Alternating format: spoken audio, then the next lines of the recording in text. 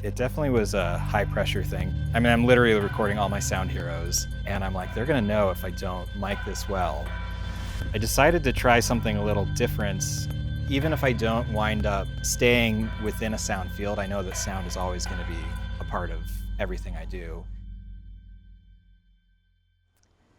Hello again. We are back with another URSA exclusive. This time we're here in LA with David J. Turner. Thank you for being with us. Yeah, great to be here. David J. Turner is a multifaceted production generalist based in Los Angeles, California. His mixed background as a sound expert, musician, and editor secured him 2 major roles on the acclaimed 2019 documentary Making Waves: The Art of Cinematic Sound. As the picture editor on Making Waves, David was nominated for an American Cinema Editors Eddie Award, and as the production sound mixer, he won the Cinema Audio Society's Best Documentary Award. In this conversation, David gives us a tour of his documentary sound kit and shares some of the insight he gathered while compiling and editing a vast array of interviews with some of the most important figures in the history of cinema sound. So we are here today because David is a production sound mixer, but he's a little bit more than that also. But we're starting with the proper place, I feel like. Can you tell us about what's in this sound kit? So Shep CMIT5U, I was doing a lot of research before we started shooting Making Waves because I knew so much of the movie was going to be vocal heavy. Yeah. Vocal heavy with these interviews. I decided to try something a little different. So this is a Shep's figure 8 microphone, and the idea being that obviously in the interviews it didn't really serve any function, but when we were doing verite scenes, I figured the more possibilities for stereo imaging we have, the better. I would say that didn't wind up actually being a factor too much in the movie because we actually achieved a lot of our stereo imaging with actually getting the feeds directly from the sound editors and also plant mics of some DPAs, which I could get into in a second too. That sounds good. But this is definitely something I'm gonna always leave the figure 8 on top because, you know, it's like, why not? Exactly. So I have them both fed through here and then actually worked with True Audio. Yeah, they replaced the K-Tech pole, they replaced the mono cabling on the inside, and you can even see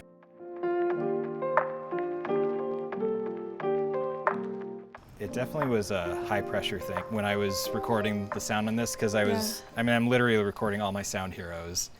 And I'm like, they're gonna know if I don't mic this well. You're telling me.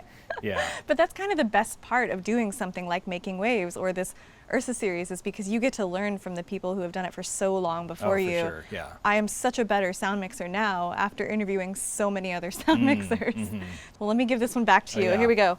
And this actually, I had read an article that Tim Nielsen, who's the sound designer up at Skywalker Sound, he had written about MS setup. So I actually wrote him to get his perspectives as I was putting this together. So even this was like coming from another sound person, you know. See, that's wonderful. Again, as everyone is in the sound community, he was so generous in offering advice and, you know. Yeah. So we've got sound devices, recorder, a field recorder, and the CL8 mix add-on. Yeah, you are primarily bag-based as a sound mixer, right? Yeah. Awesome. We've got capability of getting 4 wireless feeds, which was great for, usually, I think at most I ever use 3 because we'd have like two plant mics in a room with DPAs to get the imaging, and then 2 electrosonics were sending to camera for a scratch track, and then 1 was going to Video Village. So, you have a Pelican case there. Let's see what's in that.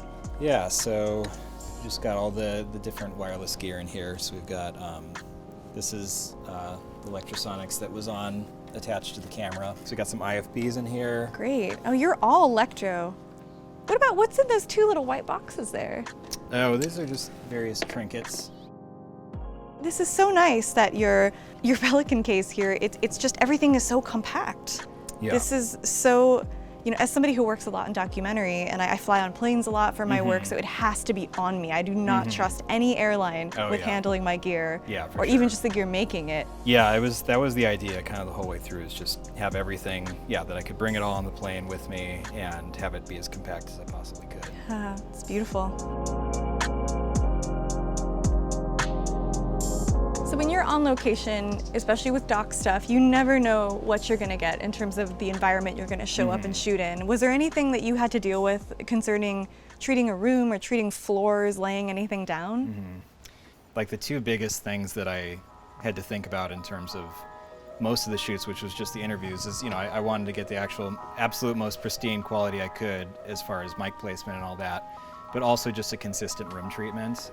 Because some of the earlier interviews that we did were on mixed stages at Skywalker Sound, and there's no kickback of reverb from anything. It was just such a pure, beautiful sound of recording the voices in there, and so that kind of then became what I was trying to achieve as best as I could in any place that we went, because we had these black backdrops, but those were in a lot of different places. Like sometimes we were actually recording on scoring stages, which have a lot of reverb. Very different, yeah. Or conference rooms, or just wherever we could go. So it was so great being a production sound mixer on the film, because the team was so on board with the needs of sound. Yeah, they were not about to rush sound. No, they never did. They never did, and they actually, like our director Midge Costin, director of photography Sandra Chandler, our producers Bobette Buster, Karen Johnson, everyone was so understanding of how important the sound was and that we needed to do everything we could to get it as good as we could. And so we would have like grips. They would be setting up lighting, but then they would actually help me set up baffling in the different spaces too. Well, whatever would hold the 4x4s, we just used like a portion of that, and then we'd strap Fernie pads to it. And so we could literally just raise it up and basically have isolated diffusion that we could sort of just set up just as if we were setting up flags. And then we even set up I think it was like a 4x4 above the interviewee that was just up there to kind of get it, block any kickback from up above. So it was just basically like a mobile recording stage.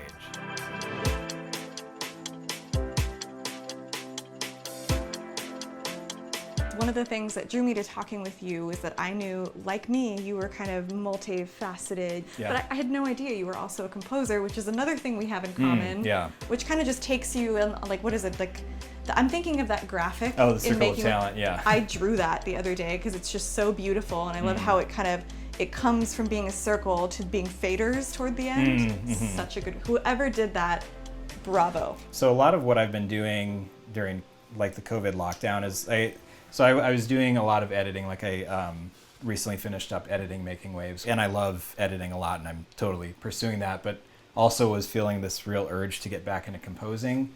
And so when a lot of film jobs sort of shut down during the COVID lockdown, I was like, well, okay, this is a time to just really dive in and do composing. So a lot of composing I've been doing has just been kind of getting my feet back in it. You started to work on Making Waves while you were still a film student at USC. Can you tell me how that all came about, how you got connected to that? Yeah, so the director of Making Waves is Midge Costin, who teaches at USC. And I met Midge right away, and she gave me just some great sound advice. I was doing a piece where there was the scene took place in the morning after the evening. She's like, well, just put some bird songs in the morning and it'll tell the audience it's morning. I was like, oh, I've never thought about that. It was just such a simple sound story idea. Just one of the biggest aha moments for me in my first semester at USC. And it was right after I was TAing for her. I think that summer they were starting to get working, her and Bobette Buster and Karen Johnson were working on this project for film sound. And immediately in my head, just all the lights were going off. I'm like, yes, sound editing. I also love documentary and a project that pulls it all together. So I just jumped right into that. They needed to put together some fundraising, proof of concept stuff for the film. Yeah. And they needed an editor.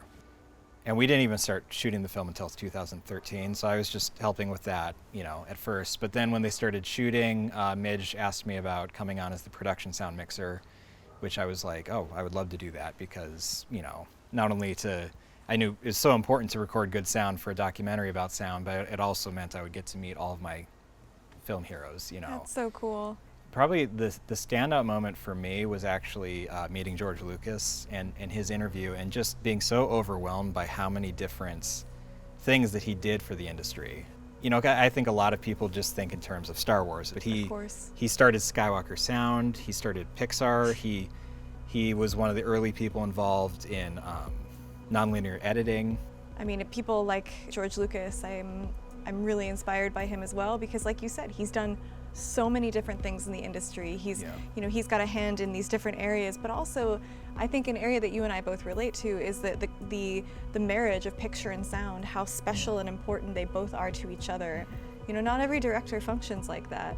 And that's something Making Waves talked about. Yeah. You have these people who are now known as pioneers and now known as the greats, but I think it's because they kept pushing the limits and they kept inventing and they kept just, you know, well, that's not supposed to be used for that. Well, why not? Let's just bring in this technology and see what it does. And I remember Barbra Streisand in her interview talking about, I just told the studio, this is what we're doing. We're gonna have this, I want my film to be in stereo. The deal with First Artist was that the artist was responsible for anything over $6 million.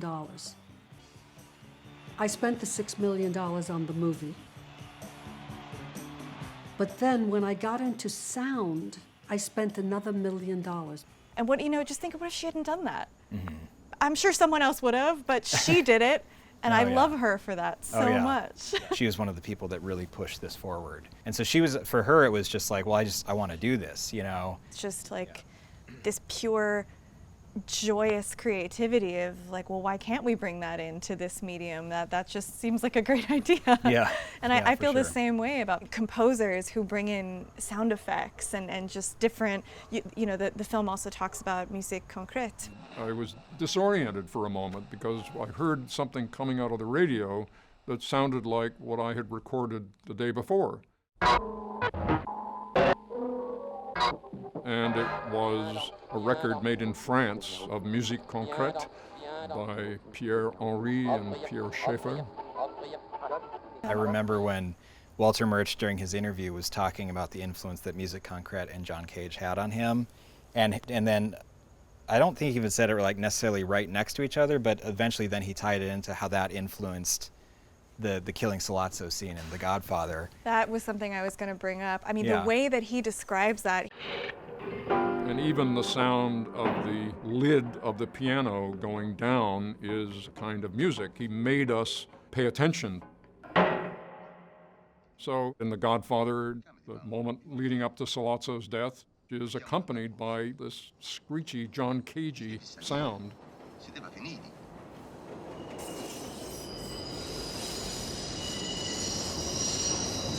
I was just like, yes, exactly.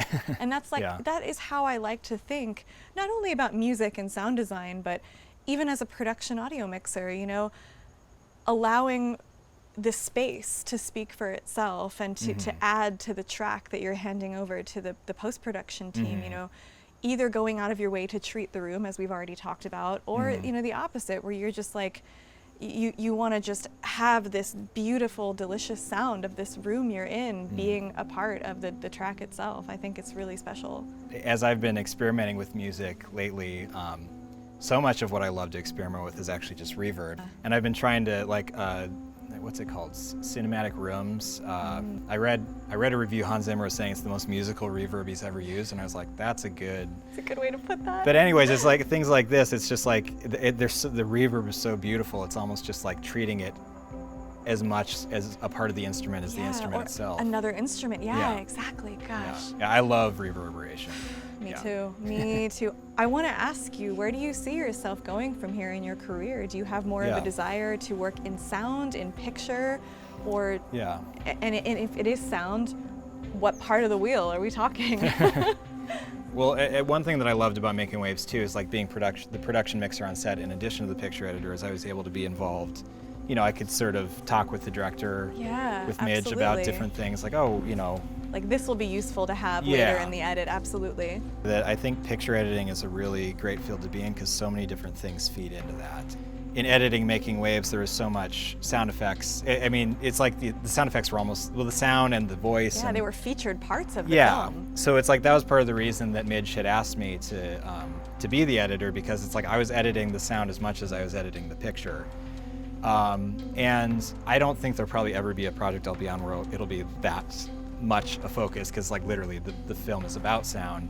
But I do definitely see myself as someone who is, even when I'm editing, is thinking about helping feature sound in powerful ways. So it's like even if I don't wind up staying within a sound field, I know that sound is always going to be a part of everything I do. I could talk to you forever about this. I hope we can have many more conversations. That would be great. Yeah, this this is right where my heart is, you know, in terms of my heart is split into tiny little pieces in all these locations. So I really understand and relate to you as an artist, I think. Thank you for being on the show and for giving us some of your time. Oh, thank you. Yeah, I mean, it's great to be on the show. And I was just going to say that's one of the things that's so great. You've got the circle of talent and all these different things, but they all feed each other. And it's like, it is a collaborative art form, filmmaking. And so there are all these pieces that sort of come together to make a film. And I think that's one of the things that's so exciting about it. So yeah, absolutely. It's great talking about this Thank with you. you, David, so much. Thank you. And thank you guys for watching. We'll be back with more soon. Bye.